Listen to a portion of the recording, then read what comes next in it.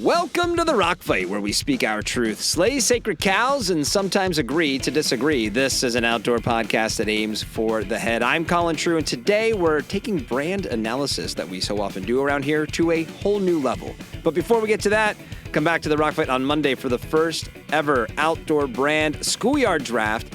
Owen, Shante, producer Dave, and I all drafted teams of the best outdoor brands, and you get to hear it all on Monday. On Wednesday, next week we'll have another crossover event as Doug Schnitzbahn joins Shante and I to talk about our top 10 favorite outdoor playlists. And lastly, be sure to subscribe to News from the Front, Rockfight's weekly newsletter, by heading to rockfight.co.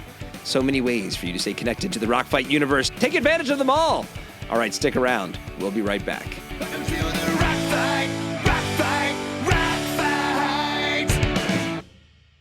In the store aisles, a quiet revolution is happening. With Endeavor, frontline staff aren't just selling products, they're building trust, making connections, and turning browsers into loyal customers. Let's see how. He didn't know which brand he wanted, just that the trail ahead was rocky. But she knew, because she'd trained for this moment right on her phone. A quick conversation, a confident recommendation, and a perfect fit hiking boot later, he's ready for his trip. That's right, she's a It may be lunchtime, but between sandwich bites, he learned about fog fighting tech and snow goggles. An hour later, that knowledge helped a customer pick the perfect pair and add a helmet too. Learning on the go, selling with certainty, adding value. Yup, he's a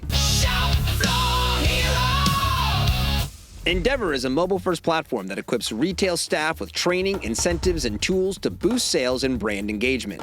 Brands gain insights, sell-through improves, while retail associates stay motivated. Ready to get started? Just head to endeavor.io, update your brand profile, and upload your dealer list to access the free features and, when you're ready, launch your first pay-as-you-go campaign. With flexible, scalable options, Endeavor turns everyday interactions into strategic wins. The result? Be a shop floor hero. Endeavor's here to stay. Shop floor hero. Sell-through is the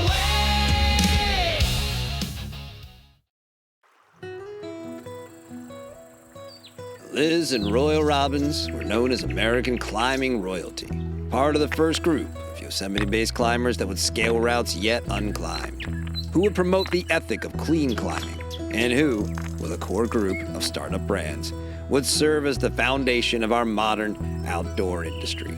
From their very first pair of shorts that could boast a true climbing functionality, Royal Robbins has become synonymous with comfort, versatile wear for the modern adventurer. From Rockcraft Productions coming spring 2026 to a specialty store near you, Royal Robbins presents Being Royal Robbins.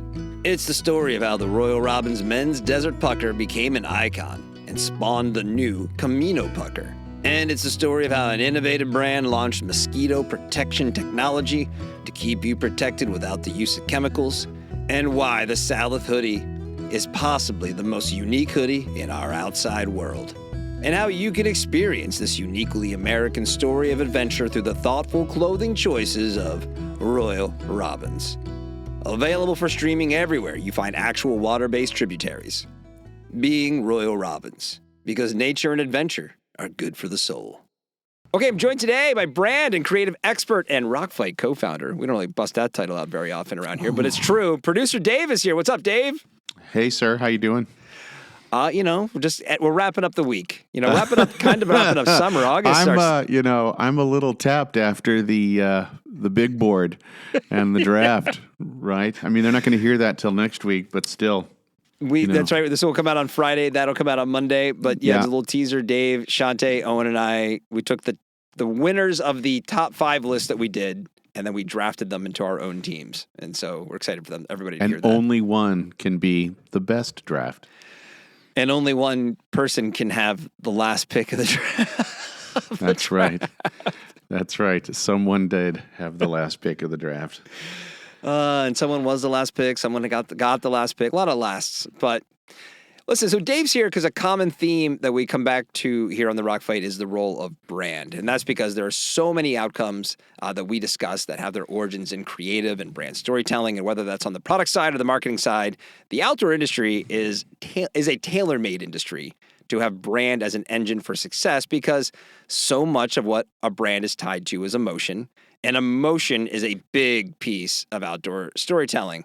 And Dave, the one thing that I think that has really bonded you and I is when we look around the outdoor industry, there are so often just very big highs when it comes to outdoor storytelling and the results that, follow. But then there are also just really low lows when a brand doesn't hit the mark. Yes. Yeah, it is. I think we call that tone deaf there, right? Oof. Well, and that's the real tragedy of the lag in national trade shows that hopefully Switchback is looking to fill is the the attempts for the opportunity for you and I to walk around and just judge the shit out of brands because they're putting themselves on display at these things. Right. So today, producer Dave is going to do a bit of a deep dive into a recent attempt by a brand to show up and the brand itself and determine if they were successful or if the attempt fell flat. And most importantly, we get to judge the brand work of others, which is something that we're really good at. But we're calling the segment The Brief. Dave, why are we calling this The Brief? To keep it short, Colin, to keep this mercifully short. Well, look, no, all creative begins with the brief, just like product does, right? You need to outline what it is you're trying to accomplish, what you want it to feel like, who you're trying to talk to. And oftentimes when you see, say, creative, it maybe doesn't make sense on your first pass, that to me as a creative would be to look, okay, see if I can't find the brief in there and see what they were trying to do and did they do that or not. Sometimes when you look at creative, the brief is painfully obvious. In fact, it looks like it came directly from the brief, and the tagline is really a bullet point in that brief. That's not good either, right? Creative should take that brief and expand on it and accentuate it and really bring it to places both emotionally and maybe even sometimes rationally, literally, where the brief left off. Yeah, and I think that's why it's the origin, right? It's the start of anything. And it's like, I'm sure I've said this on the pod a million times, whenever we're discussing something that's making us scratch our head was like, what was the brief? what was the original thought that led you to this thing, Yeah. And so I think that's a great way of kind of titling the segment here. All right. Well, at the end, this isn't just a conversation either. At the end of each edition of the brief, if we decide to do more of these, Dave will be scoring the brand or the product or the campaign. So there's an outcome here, all right, based off of what his observations and how he feels like it all came together. And Dave, let's just get into it, man. Who's the brand we're talking about today? Okay, well, today, Colin, we're talking about Speedland, right? A new player in the trail running or running segment for sure. I call them small but seriously innovative. So they're kind of new to the scene, relatively new to the scene, and starting to flex their muscle and starting to message. And we know a little bit about them. They were founded in 2021 by industry veterans Kevin Fallon and Dave Brow. Do we know if it's Bro or Brow? Brow? Oh, I'm sure Dave Brow. I'm sure he would accept both. Kevin and Dave. I think it's Brow. I think it's Don Brow. Yeah. I think their take on is that running shoes should be, this is one of their sayings, is gear for your feet. They often get compared to Norda, which is kind of a launching around the same time, another sort of high-priced, new generation line of footwear that's primarily trail running and focused. I tested a pair of the Speedland GS RARs or RARs, I don't know how you're supposed to say it, for Gear and Beer last year, the short-lived podcast that Justin Hausman and I did. I largely liked them. I liked the shoes quite a bit. I had some notes on the way they looked, but in terms of function and how they felt, they were good. And but also they're spendy. These are like the Nordas, the pushing $300 a pair kind of shoes. So and by the way, Hausman gave me grief because I kept saying Speedland and he was saying it's Speedland. Do we know if it's Speed? Yeah. There's no definitive answer. Either whatever you want. I suppose so. Yeah, okay. I didn't dig onto that. We'll use them interchangeably today. How did Speedland get on your radar? Well, it got on my radar because it was staring at me through my windshield in my car driving up Burnside in Portland, Oregon.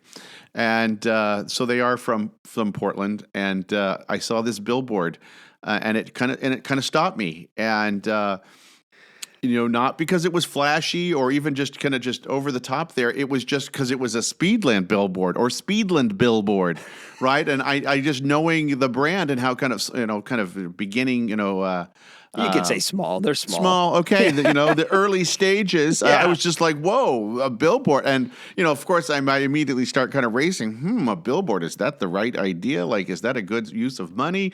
Right? What about the message? And then, I kind of land on, it's interesting. I'm still looking. It had kind of like a throwback old school mountain bike kind of vibe to it from the 90s. And I don't know if that's good or bad, but that's just where I went. And then I actually saw it again on another part of town. So 2 billboards. And so then I'm like, oh my goodness, is this a campaign? Are the other cities? So questions. So yeah, that's where it started from.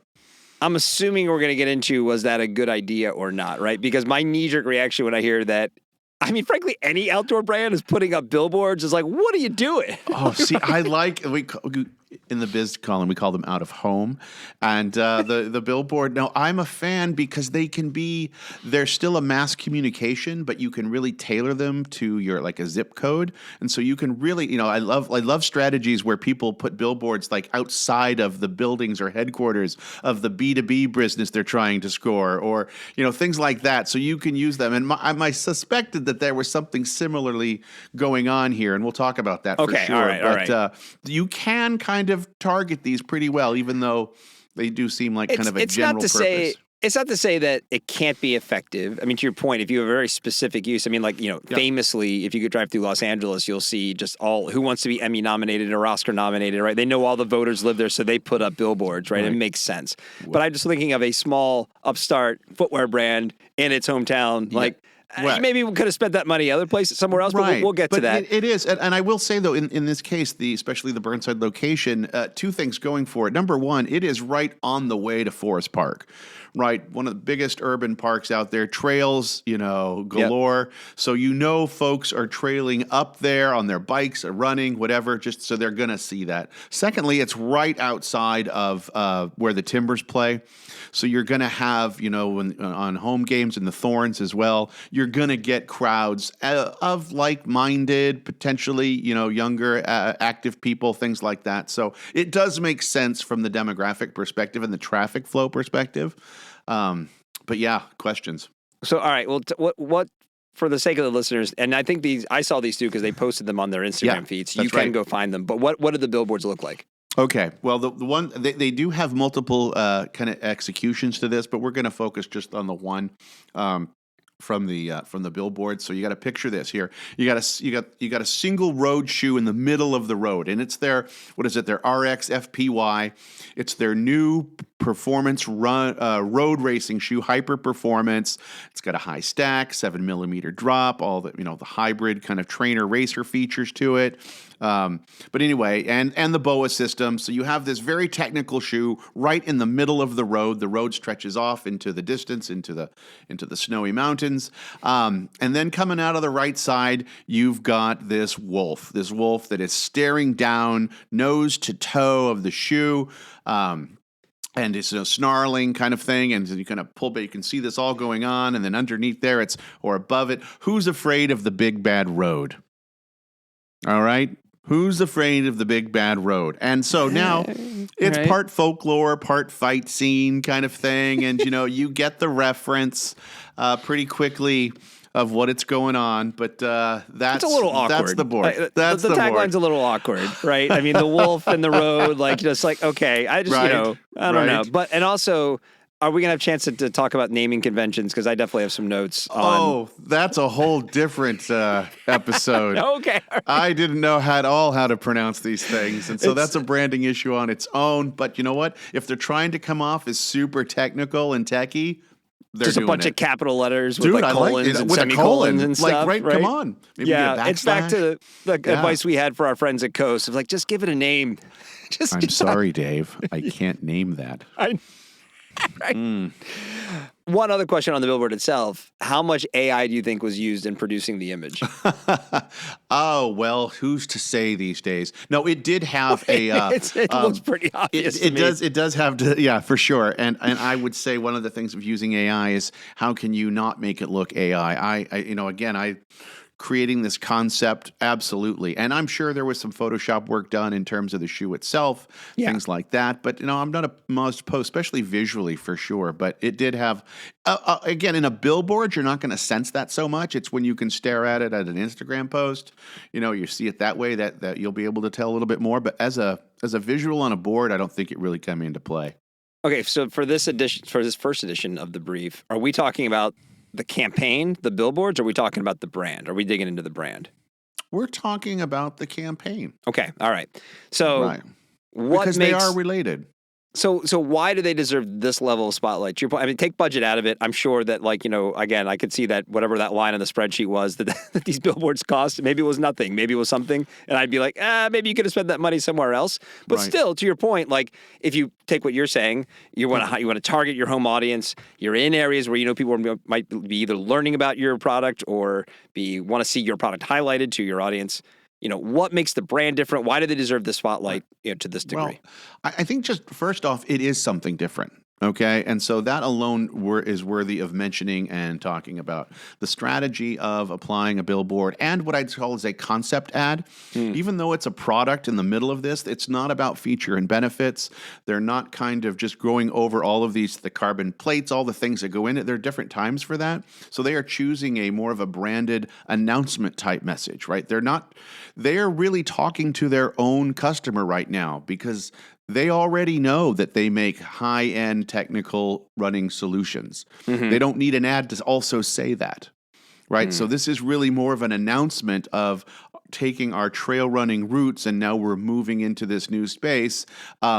Big Bad Road also just they're cognizant of the challenges that might bring to get into that space. So I think it's definitely an insider's ad, right? No doubt about it. And they're not trying to be, this is not for everyone. It is not a volume, broad-based message. They are talking to their own tribe who already know who they are and are going to get the joke. Well, it's interesting you mentioned they're talking to their own tribe, but we're talking about a four-year-old brand coming out of COVID that is pretty radically different. I think one of my takeaways from the GSRAR or whatever it was the, again, great comfort, great fit, notes on the look, but also didn't, one of the selling points of Norda is like, hey, we're going to get you almost like the lifetime of two shoes and one pair. It didn't quite get that same, the foam and the Speedland was not quite, I feel like it'll last quite as long. And you're talking about a $300 shoe, which by the way, everybody has $300 shoes now. So it's not like that's that's not a new thing. But when I'm thinking about, the campaign, if you're selling wholesale, if you have a kind of a standard sort of going to market strategy for a new brand that's a space that is historically hard to break into, running shoes, why is this the campaign? What is the upside you feel like what they're trying to do? And maybe even then, maybe what's missing the mark? Well, like I said, I think what they're doing here is trying to just show up with some authority. They're not trying to over-explain. This is an awareness piece for those that don't know the brand. You're not going to get the whole story. You're going to have to look for more. And like I said, for those that do know the brand, it's more of a shot of confidence, right? That, hey, this is my brand, and they go out and willing to kind of take on convention because that's what this is talking about. That's the underlying message to that. So go ahead. Well, I was going to say, so kind of experimenting to see what lands more than like really staking a claim at this point. I think so. Again, a billboard is such a very specific medium. I mean, this was, and you're talking to the brand, we find out that it was really a digital campaign that this was created for. So it really was a larger sense. There are other executions that go with this, but this just happened to hit on the billboard that we ran into, and so they just applied it. I think that's the key there. But that's why you do need a very simple message. 7 words or less is typically the standard we use in terms of writing for headline length on a billboard. So when you were looking at it, just kind of putting on your brand hat, and look, I'm sure you had your own notes in terms of the AI of it all, or the choices made, but taking it just meeting it where it is. Was there something specific about it that you felt like, hey, this actually feels like the brand? That kind of getting to know the brand a little bit more. Well, yeah, I think so. At first, I didn't know what to think, right? I was just a little bit because of my preconceptions of what a high-end technical road trail shoe is, right? With Speedland, okay? Which I was always intrigued by that. I think their design choices, the fact that they're really like you mentioned, it's materials. I mean, this is a top of the pyramid peak technical tool, right? That's what it is for, and it's for people who can really full the benefit of that in terms of their sport. So it's not trying to be everything. Like I said, the feel of using of the animal as kind of representative of the market or the conditions or the wild feels very much like a what I would say a agency conceptualized ad, right? These are just kind of tactics that agencies use to position products, and that's one of them. And you can find that being used a lot. So that was part of my question: what is that going on? But as I kind of unpeel it, or like say look towards the brief, you can definitely see what they're trying to do with this overall message and positioning the brand as taking on convention. It's still a product ad if you look at it. I mean, the center of the image is a big fat shoe, right? You know what I mean? With a nice image of it. I mean, it's a clear product shot profile. So there might be stuff going on around it. At the end of the day, the shoe is still the hero. So let's go, compare and contrast, or pros and cons, whatever. Like, what works and what doesn't work? Like, if they said, hey, creative director, producer Dave, look at what we did. Should we do more of this? Like, what is the advice you would give them as a creative director? Like, even if you like some of this, I'm sure there's some of it you're looking at it going like, well, this missed the mark. Well, okay. I think that's where, again, the position that they're trying to take, the idea that you're taking advantage of, say, some billboard opportunities, trying to go out there and kind of show some confidence and authority in that, what you might have noticed as a trail, but we can also take on the run, and just knowing that there's that little schism within those communities and the traditional challenges that footwear has getting there. That's such an insider view. That part I'm totally around. When you're talking about, say, the concept of an animal as a stand-in for some kind of market force here, right? Or just even the pun in terms of the big bad wolf. That's where I do shy away. Like for a brand that is so innovative and truly unique in its footwear choices and its product choices, trying to get your messaging to equal that would be, to me, the next step in growth.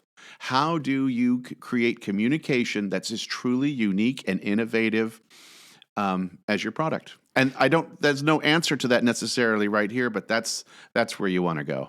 This is a really good point, because sometimes when you're on the inside, we've talked about this, right? The whole sort of brand dogma that it's really easy to start drinking when you're at a brand, right? Yeah. And you start seeing the world exclusively through the eyes of your own brand. And and by the way, I've done it. Everyone I've known who works at a brand does it. It's really hard to not just sort of kind of buy into all the stuff that you're saying. Yeah. And I think I was on that hike I mentioned a couple of weeks ago up Baldy, which is near LA, and I was keeping an eye on what folks were wearing up there. I ended up talking to a couple of different ultra runners, just like while we were taking a break at one point. Some guy who's training for a 100-mile race, has run ultra marathons before. And I actually was hiking in a pair of Nordas. He wasn't familiar with the brand. Like, this is somebody in the space that you would assume would be familiar with this brand. Right. And not familiar. And I've got to think Speedland would have been kind of in a similar position. They will know Hoka and Topo and Ultra and these other brands that have been around for a lot longer. But you're talking about a 4-year-old brand where even very core participants in your sport maybe still don't know who you are yet. So to your point, if you're going to take the billboard aside, like the campaign, you mentioned like it's a digital campaign too. It still should be primarily about the product and your brand, and not so bringing in these other elements to kind of make kind of cute and kind of stuff like that, right? You guys still informing the public. I would still say that those are brand choices, though, Colin. By even if I don't totally know what that is, you could say is intriguing and makes me want to look up more. The AI wolf. Well, not so much the wolf, it's the positioning. What do you mean by the big bad? Again, they're also just not worried about talking to people who aren't going to get it. Okay, and sometimes you've got to speak to someone, or you don't. You're not going to speak to anyone. Right? Yeah, it's like they're actually okay with people not being like, "What the hell is that?" They are, and then hopefully those that will, on their kind of customer journey towards them, will take that time and look. Couple things about that. Number one, on their social media, there's thousands of people that have liked what they're doing. Sure. So it's landed with their community in a way that I would consider that successful. No doubt about it. And then secondly, which didn't come up the first time I saw it, but the second time I saw the billboard, and this actually might be truly the most innovative part of the whole idea of the billboard campaign. So they have, being a young brand, limited distribution in only certain places. They've also kind of discovered a highly technical product like that. There is a crossover in terms of consumer between, say, the trail runner and the cyclist. Right. Okay. And so one of their local retailers, Cycle PDX, came up to them with the idea, what if we tagged the billboard with the retail location that it's available at? And so somebody got up there and graffitied the name of the retailer on there. And so the first time you see it, it looks like any other billboard in Portland. Somebody's tagged it, right? So you don't even think about it. But then on second blush there, it's like, oh, that's the retailer. That was pretty cool because, that's cool. It rewarded the attentive reader. And sometimes that can be the most effective hook of all, is when you give someone a little reward for looking again or looking more closely. And that was a really great part of the billboard for sure. If you're you're bringing me around to the billboard idea. If you're gonna go to do something like that in other markets as well, right? Because again, expense, being able to track effectiveness, all that kind of stuff, and limited budget. It just sort of like, I'm really straining to be like, why are you doing a billboard, guys? But then you're in your hometown. Yep. You have a retail partner who's a willing participant. It's almost like reverse co-op dollars. You can't give them money to do something like that. They're like, hey, we'll have somebody get up there and tag it for us. Classic co-op dollars, right? But it's the retail giving the brand dollars in a way, right? No doubt. And now it's sort of to your point, you maybe didn't notice the first time, but if you're a local and you drive by it again and you're like, oh wait, I know Cycle PDX. Exactly. And then you put it into place. Oftentimes too in creative, we talk about not completing the circle, right? You don't want to tell the viewer everything there is in terms of the circle. You want to leave it just short and let them make that final connection. Because when you make that final connection, it resonates more, it stays with you, you become part of it, part of the message and part of the brand. And so many brands want to over-explain and tell you everything in a single message. That's why you see billboards with 30, word treatises on there, or you see print ads or banners that are just filled with so much. It's like, no, sometimes it's best to just withhold a little bit and understand or give your customer the benefit of the doubt that they're going to be able to make that connection. And when they do, you've got them a lot more, much more deeply. Anyone in our audience who's listening to this and operates in these sort of brand marketing creative space in the industry, and if you're listening to maybe some other podcasts that kind of feature some of those voices a little more exclusively, listen for what Dave just said. They're going to go to absolute long-ass lengths to explain this stuff and justify every single position, but they do it in a way where they sound intelligent while they're doing it. It is like a hallmark of my career of the overly impressed with themselves marketing person that the new job that I've landed at, you're like, okay, all right, man. Yeah, I hear you, All right, so this isn't just all your conjecture and like deducing all this from looking at a billboard because you're so good at this, right? You actually reached out to the brand and spoke to some of the folks over there. How did that go? Most of it is that, Colin. Yes, you're absolutely right. But this no, is all of course my not. intuition. Of course not. To get to the brief, to get to the understanding of why it was created, you've got to talk to those that were a part of making it. So I did reach out to the brand, talk to Dave Dombrow, one of Speedland's co-founders, and what stood out in that conversation was really how I would say intentionally untraditional the whole campaign was. The billboard, like I said before, wasn't part of this massive media strategy of multi-platform. That makes me feel better. They were creating this digital-first campaign, and hey, let's do something cool with that. Hey, there's a billboard up here, in town. Let's do it. And so we did.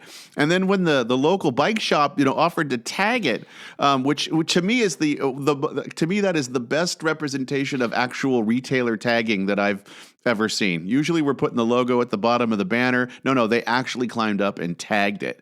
And now you're getting also reaching that kind of crossover consumer. I think that creates now something a little bit more special. Even as I look at the concept and the line as being a little bit kind of middle, but man, that really took it over. And Yeah. So he said, look, they were not trying to educate new customers in terms of the tech specs. They were definitely talking to their existing consumer. They knew that. They knew that Speedland was technical.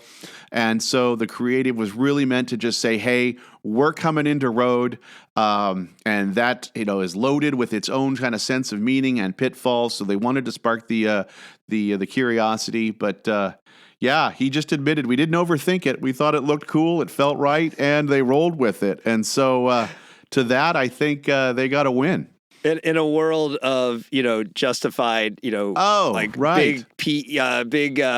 corporately driven press releases about why this marketing performance campaign worked. Metrics, that's right. You move the needle 0.0012. That's right. So we're going to trash all the other stuff because that 0.0012 is everything. Right. It's kind of bringing me around to my initial worry. I will say, though, and I'll see if you agree with me. I can't imagine there's going to be too many more, hey, this brand advertised in a Billboard stories where you're going to be like, oh, that was a really good idea.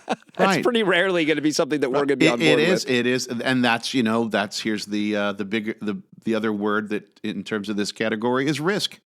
Right? Yeah. Taking creative screens is a risk. And so there is a real likelihood not a likelihood, but certainly an opportunity for it to miss. And there is a financial implication to that. There is a reputation implication to that. So, but I think taking the swings is part of it. And, look, creative messaging is a constant conversation. You can't stop. So if you miss, you better keep going. If you hit, you better keep going, because the worst thing you can do is to not talk and to not have that conversation. That's where you slide into obscurity. All right, we're going to get in your final analysis and your scoring in a second. Before we do, though, talking about the product specifically, and this is not related to your scoring, this is a separate conversation, but I'm curious because the thing about it, like I said, I have notes on the product because at the end of the day, they say this, they're not caring about making this an everyday shoe. They want to make a great running shoe. I mean, if you look at a pair of Speedlands, if you just were wearing those out on a random Friday night, you'd get some looks, okay? Like they've got the boas, they're very technical looking, which is the gear for your feet, and that's what they want, which also means that at some point you're going to be limited probably in how many people will buy your shoes because most people buy running shoes to wear around and wear casually. The Speedland Jungle Mock is on its way. Right. Well, how does the boa work there? I don't know. When you look at the product, I mean, do you think that that's sustainable? I mean, this is a world that, we have the core people who are like, oh, this is what the industry is. And we all know that the industry is what the industry is because we're selling millions of units, right? So this is a high-end $300 shoe. That's going to be a tough road to hoe for a while, don't you think? Yeah, it is. But, I'm a big believer in performance as the foundation of any active lifestyle brand, right? And so they've got work to do to build that. If they're starting at the pinnacle, then that's going to open up doors to other pinnacle products, which then could also broaden without ever actually going downstream or having to create a more value-driven offering, right? I think there are ways to do that. And you've just got to be true to who you are. And look, that's also about expectation. We talk a lot about over-making stuff or making too much stuff. Yeah, right. Right? Well, here's a brand that's not in the danger of over-making too much stuff. Right? They're making what they know. They're doing what they do well. They make a great product, and they seem to be content with that. I love a good footwear war. We were due. Like you had to go back to 2010, 11, 12, when basically Hoka, Ultra, and Topo came out at that time. It took a little longer, I think, for Topo to kind of catch up to the other two. Yep. But it was a minute of which one's going to kind of win out, and now they both have found success. Hoka obviously is like a rocket ship, but Ultra, this was reported last week in SGB that they've grown 20% in the past quarter. They're doing great. So to have two new technical, heavy brands between Norda and Speedland, kind of angling to do kind of the same thing. I'm here for this ride. I'm excited to watch where this goes. And Colin, we know based on kind of where we were with OMA and everything, this is the year, or next year will be the year of the trail shoe. So I think we're going to be seeing a decade of the trail shoe. We're going to be for sure. We're going to be seeing a lot more of these, no doubt about it. I have my Crafts coming. I got a pair of Craft gravel shoes. Okay. How do you feel about gravel as a category, Dave? For shoes. You know what? We can turn anything into a category. Come on. You need guardrails and storytelling. Come on, let's do it. Is that a future episode of the Rock Fight? Let's invent new outdoor categories? Yes. Yes, I think Yes, so. it is. Yes, it is. All right. Let's get into your final analysis here. Okay. So how are you breaking this down? Okay, so I looked at like 5 or 6 here different categories to look at. First was just a straight up originality, right? Is it unique? Sorry to interrupt you. Is this the Yeah. campaign? We're talking the campaign. We're talking about the campaign, Okay, the board, just the execution, even because they all kind of come off of it. Originality out of 10, I'm gonna go calling a 6.5, 7.0. Like I said, it's a punny headline. It's the animal, in terms of a stand-in. It's a familiar structure. So that's just kind of where it fits. I mean, it's well done. Okay, 6.5 on originality. Yeah, there you go. Brand fit, I'm going to go up to 8.5. Okay. Like basically the fact that it is essentially an insider coded message announcing their kind of movement expansion from trail to road, which in itself is pretty nichey and wonky, let's be real, right? So it's pretty on brand. Plus, they give you a wolf with every pair of shoes that you purchase. See, now we're talking. Right? That's why, that's why it's 8.5. It'd be a little lower if you didn't get the free wolf. Right. All right, what's next? All right, third, I would say just messaging clarity. Here, I'm going to go with a 7 in the sense that it is definitely prioritizing emotion over information. That emotion is, again, very limited to the right audience, and they will get that. But I do think, especially, and again, like even a billboard structure, you're leaving a lot of people going, what the heck was that? Okay. Right? Okay. Next category? Yeah, next would be visual, kind of just visual impact. And look, it stood out. It caught my eye. You've got a big shoe in the middle. You got a wolf coming out the side. That alone is going to grab your attention. And again, that's why that even from the originality, it works. Animals work. So it's like it did a good job of catching my eye. And like I said, you talked about when you dig into it, is there AI involved in it or not? On a billboard, my first kind of, no, it looks like a wolf looking at a shoe. That's what it's supposed to do. Let me just push back on one thing. You said it's supposed to be a digital first category campaign. So there you can nitpick it a lot more. And I see what you're saying. If you're driving by it and it's like, holy shit, there's a wolf in a shoe, right? But also too, most people aren't nitpicking it even on the digital platform, Colin. They're just yeah, right. Most people, I said, people with lives are not doing that. Hey. They're actually. I have a podcast to produce. Goddammit. Right. Okay, so 8 for visual impact. There you go. Strategic, kind of just, is it clever, kind of thing. And but I'm torn on this one. And in fact, I started a little lower. I might have to come out to a 7 again on this because in one sense, it is clever in that they're speaking to that core audience, the retailer tag that comes along with it. That is excellent.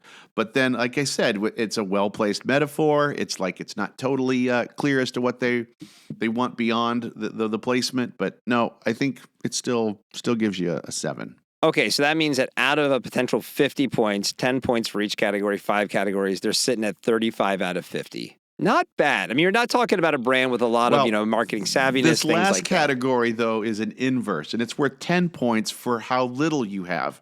Okay. And this is, I call this the fucks to give, right? In talking to the brand, in talking to the way they come about it and what they're trying to achieve, do they give a crap that somebody like myself is picking apart the nuances of the creative? Do they care that it speaks to a small group versus a large group? Are they just happy to see their message and their board and their group of core consumers are digging it because they clearly are? Yeah. Right. So they have 0 fucks to give. They do not care, and that's sometimes worth a lot. So this is like a bonus category? Is this like if they had fucks to give, it would be like negative? Like, so if they went from 35 to 50, it would like drop their score if they were giving fucks? That's right. Because sometimes you can tell that brands are being way too cautious, that they're way too concerned what people think, and that gives you generic kind of meh. This is just more of that line execution, but the strategy itself, that was, pretty gutsy. Okay, just for some context for the listeners, because I got to think this fucks to give category is going to be one of these like very gray sort of things. It's going to ebb and flow a little bit depending on who you're talking about.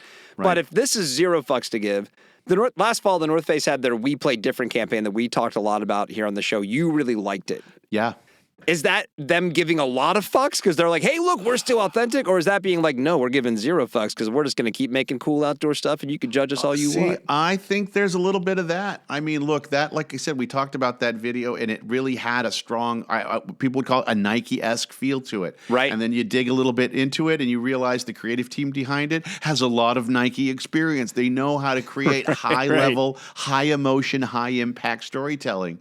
And anytime you're spending that kind of money to put a stake in the ground, which is what they were doing with something like that. Yeah. There's, you know what? There's some zero fucks involved in that, right? Because you're just saying, you know what? We don't care. This is what we stand for. Boom. Good for them. On the flip side, I'd say that Nike's winning isn't for everyone is them giving a lot of fucks because they're trying to gain back authenticity with the core Nike consumer. So years ago, that probably would have been a zero fucks to give. Now it's like a 10. It's a requirement now. Now they don't have any choice. Right, you guys really care. But let's take the Nike. You take that in relation to the Nike's brand Jordan's Too Easy, where they have all of the ball players, in kind of the musical singing Hard Luck Life. Hard Knock Life. Hard Knock Life, thank you. That goes back to classic Nike with zero fucks. Oh, yeah. Right? It's a musical. I mean, on paper, how do you sell that in? We've got all these high-priced and high-profile basketball players, right? It's just like that's the way to do it. All right, so for the first episode or segment, we'll figure out how this goes, of the brief. Right. Whatever this is. 35 out of 50 for the Speedland Billboard campaign. I really do like that they had a retailer partner tag it. That was pretty cool. Actually tag it. All right, so that'll be the bar. We'll see where the next one comes in. Any leads on what the next one could be? No, but I will tell you that these rating categories will change probably episode by episode. So it's like one of our top 5 lists. It's like, I don't know. This week we feel this way. Right. And I will conclude that all of these observations and opinions and assertions are my own and only based on a little bit of research. So don't get too upset about them. And they could change over time or actually overnight. We'll see. Listen, this is like everything else we do in the Rock Fight. We're being honest, and we want this industry to be the best version that it can be. So we might be a little tough. Might be some tough love in here, But if you're at a brand and you want your brand, product, or campaign to be featured on a future edition of the brief, myrockfight@gmail.com. This is a way. We get a lot of requests for people to come on and talk about their brand or their products, and it doesn't really usually make sense with how we do it. But this is a way for us. Now we're going to pick it apart. But this is a way to be featured for sure. We're not going to pick it apart, Colin. We're going to analyze it. We're going to fucking vultures out there just picking the bones is what we're going to be doing. Good God. And that's why we don't bring salespeople into the creative process. Thank you. Yes. As a former salesperson, I co-signed that statement from Dave Karstad. Right. Well, good job, buddy. That was a good analysis. Ooh. All right. Well, that's the show for today, everybody. We want your emails. Send them to myrockfight@gmail.com. Again, if you want to be featured, if you want your brand to be featured, myrockfight@gmail.com. The Rock Fight's a production of Rock Fight LLC. Producer Dave didn't produce this episode today because he was the featured guest on the episode today. I'm Colin True. So much production. Art direction today provided by Sarah. That's Sarah Gensert. I keep remembering. That's Sarah Gensert. That's Sarah Gensert. Thank you for listening. And here to take us out is our guy, Krista Makes, and he's going to sing the Rock Fight fight song like he always does. And we'll see you next time, Rock Fighters. Rock Fight!